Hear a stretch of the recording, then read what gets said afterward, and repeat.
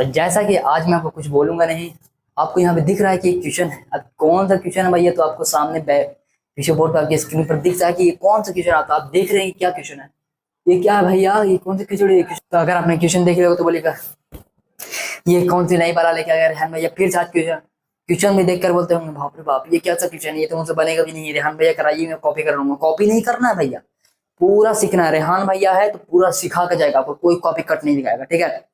तो आपको क्या करना है, वही रूल जो पुराना रूल है हमारा, वही पुरानी यादें, कुछ नहीं भैया। चलिए क्वेश्चन को अच्छे से रिलेट करिए। If angle B and angle Q, if angle B and angle Q are acute angles.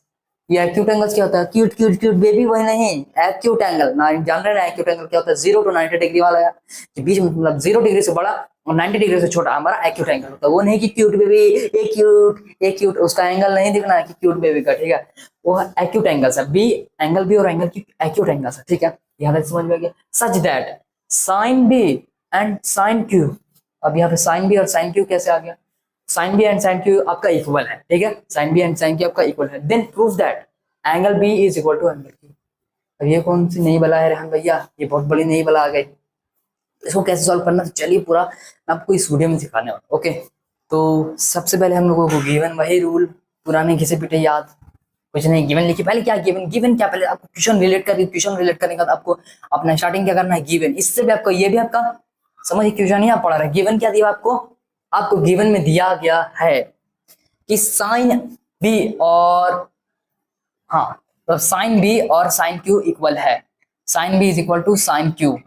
ये आपका गिवन ही है, ये नहीं बोलेगा ये प्रूफ करना है, प्रूफ तब ये करना है।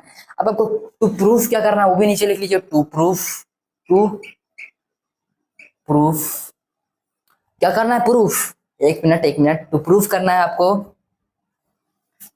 यहाँ देखिए, वहां क्या देख रहे हैं रेहान भैया, यहाँ देखिए, चोरी करते रेहान भैया, नहीं चोरी नहीं करते भाई। यहाँ पे आपको क्या करना है, angle B is equal to angle Q, मतलब एंगल बी क्यों एंगल क्यू के इक्वल करना है।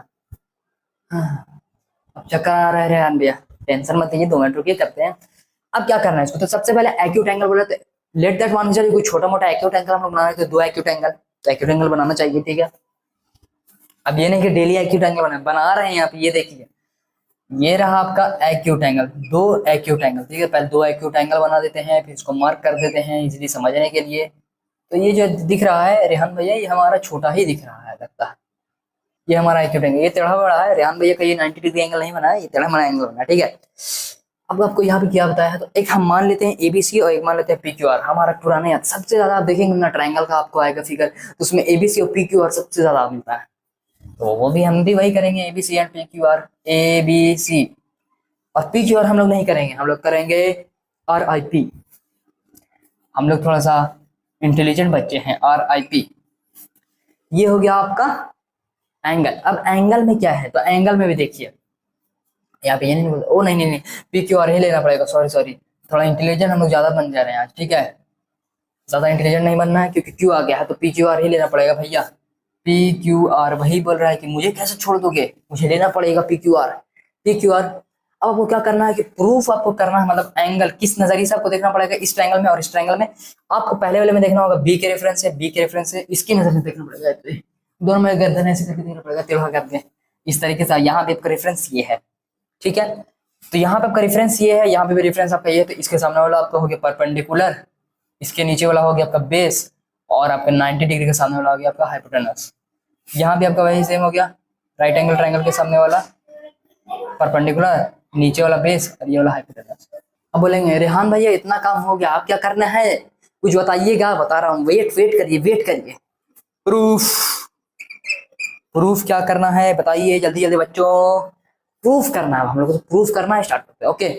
तो यहाँ पे हम लोग ये लिख सकते हैं कि नहीं, ये देखिए AC is equal to PR, and यहाँ पे लिख सकते हैं AB इज इक्वल टू, ओहो रेहान भैया ये क्या कर रहे हैं, कुछ ज्यादा ही हो रहा है। यहाँ पे कर सकते हैं PQ। अब ये बोलेंगे क्यों, तो ये हमको पता है भैया, इतना तो होता ही है, इतना कर सकते हैं अपने से, ठीक है।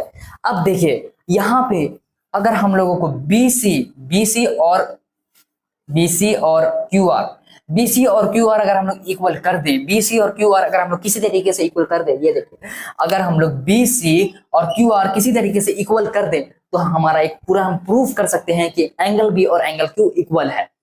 ये वाला प्रोसेस आपको पता होगा कि मैंने क्यों किया, अब नहीं पता तो पहले पढ़िए फिर देखिए, वो नहीं बताता हूँ मैं किस लिए क्या। ये आपका इन्फॉर्मेशनल आपका रहता है, आपके मतलब प्रोसेस मतलब ट्रायंगल्स में आपने जैसे भी कॉरेस्पॉन्डिंग एंगल्स बहुत सारे एंगल्स पढ़ा तो उससे आपको ये पता रहेगा, ठीक है।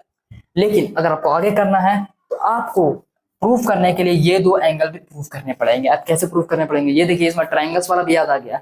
अगर ट्रायंगल्स नहीं पढ़ेंगे कुछ नहीं समझ में आएगा। ट्रायंगल्स मतलब 2-3 चैप्टर जो है ना मैथ्स में वो बहुत रिलेटेड है, ट्रिग्नोमेट्रिक रेशियोज से रिलेटेड, जैसे ट्रायंगल्स है, क्वाड्रिलेटरल्स है, लाइन्स एंड एंगल्स बहुत रिलेट करता है। वो आपको अगर कॉन्सेप्ट पता नहीं होगा तो आगे स्टेज स्टेज बाय स्टेज है, ओके, हर एक स्टेज बनाया गया इसका, ठीक है। तो मान के चलिए हम लोग क्या करते हैं ना, इसमें हम लोग को प्रूफ करने टाइम एक वैल्यू को लेना पड़ता है कि इज इक्वल टू, ये एक वैल्यू मानना पड़ता है। उसी तरीके से हम एक वैल्यू यहाँ पे प्रूफ करने के लिए एक वैल्यू लेंगे, लेट दैट मान के चलिए इज इक्वल टू हम के ले लें, मतलब इसके इक्वल के है, ठीक है, इसके इक्वल के है हमारा। ऐसे ही हम लोग को वैल्यू लेना पड़ता है भाई। ये सब देखिए, सब पूरे ट्रिग्नोमेट्रिक रेशियो में सबसे हार्ड क्वेश्चन मैं आपको बता रहा हूँ, ये सबसे हार्ड क्वेश्चन, इसका एग्जाम में आने का चांस बहुत ज्यादा रहता है, ये बहुत कम रहता है, आ भी सकता नहीं आ सकता। इज इक्वल टू के लेना है।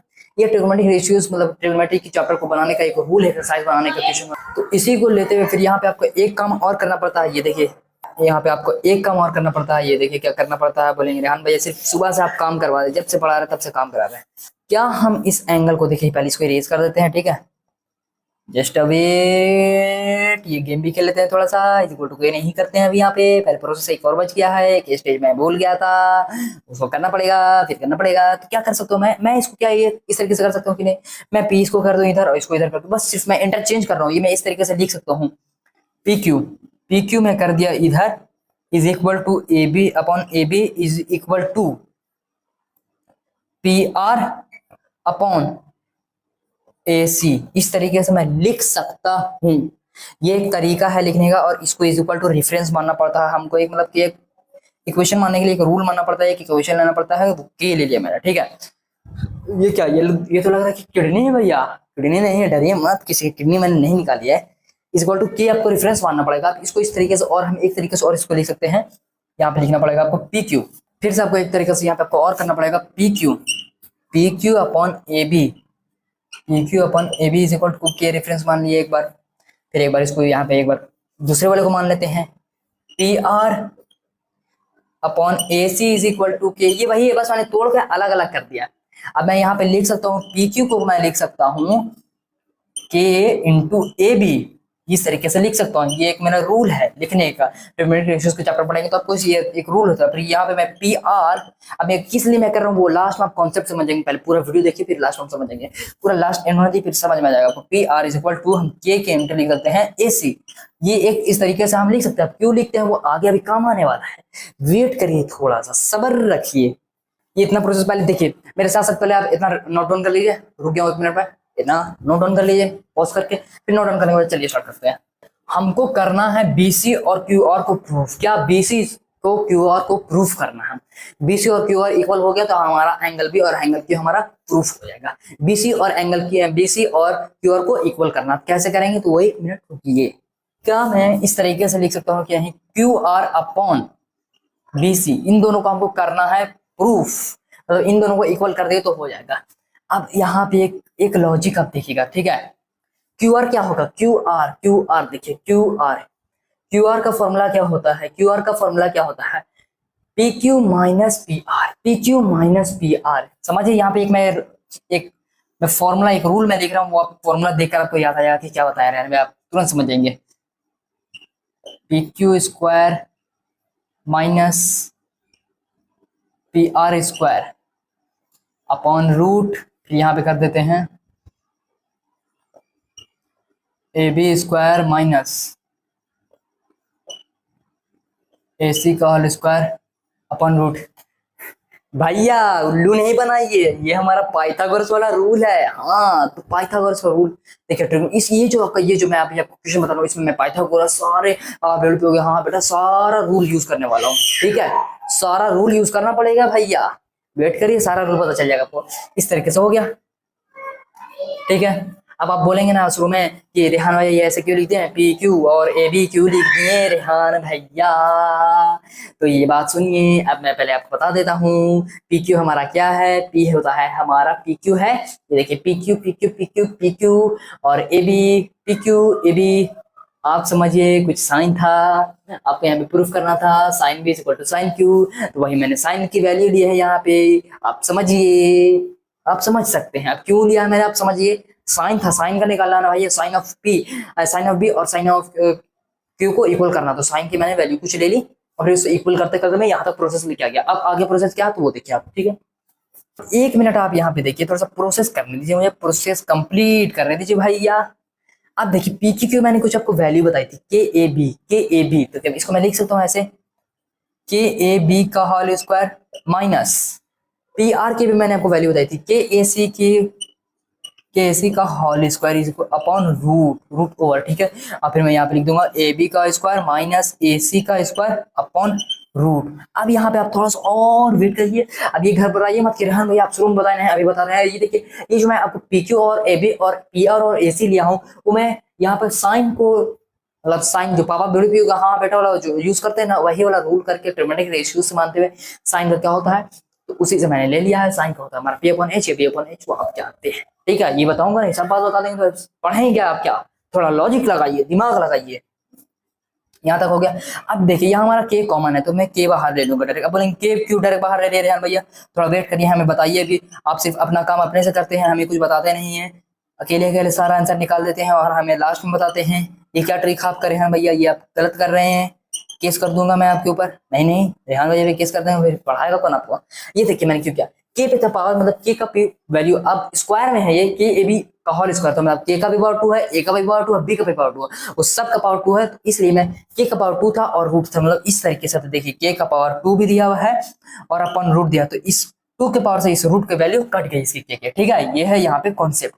अब देखिए यहाँ पे कुछ कटने के लिए दिख रहा है, सेम सेम।